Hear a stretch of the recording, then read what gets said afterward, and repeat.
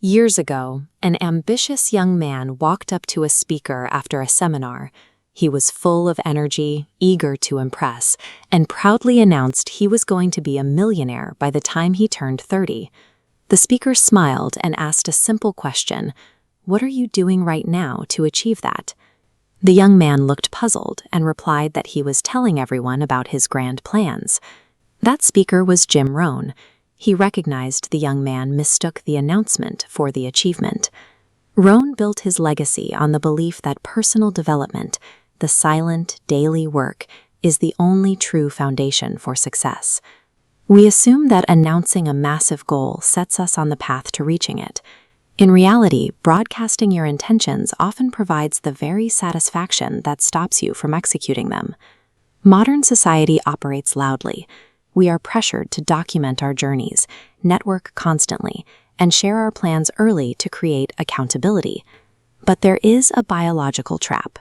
The human brain often fails to differentiate between the act of talking about a plan and the act of actually completing it. This model shows the neurochemical reaction. On the right, physical labor triggers dopamine. On the left, simply describing your plans triggers the exact same release. Because the brain perceives the goal is reached through talk, the urgency to perform actual work weakens. Seeking external validation provides a counterfeit sense of progress.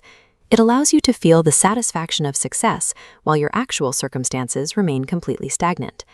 The behavioral antidote requires shifting from broadcasting your intentions to practicing strategic silence. Practicing strategic silence involves redirecting your energy, from projecting an image to actively observing the environment around you. This is the lesson a successful CEO taught a young executive on a porch overlooking a lake. They sat completely in silence. When the executive finally grew uncomfortable, the CEO explained that learning to be comfortable with silence is the first step to hearing the whispers of opportunity most people miss. The most successful players in the marketplace, like the investor Warren Buffett, utilize this tactic. They spend the majority of their time reading, thinking, and observing, making noise only when they have something of substance to contribute. By silencing your own output, you create the necessary bandwidth to absorb the market patterns and human dynamics that the rest of the world talks over. Jim Rohn's core mandate was to work harder on yourself than you do on your job. That requires redirecting the energy usually spent on networking into rigorous internal growth. The first investment is the mind.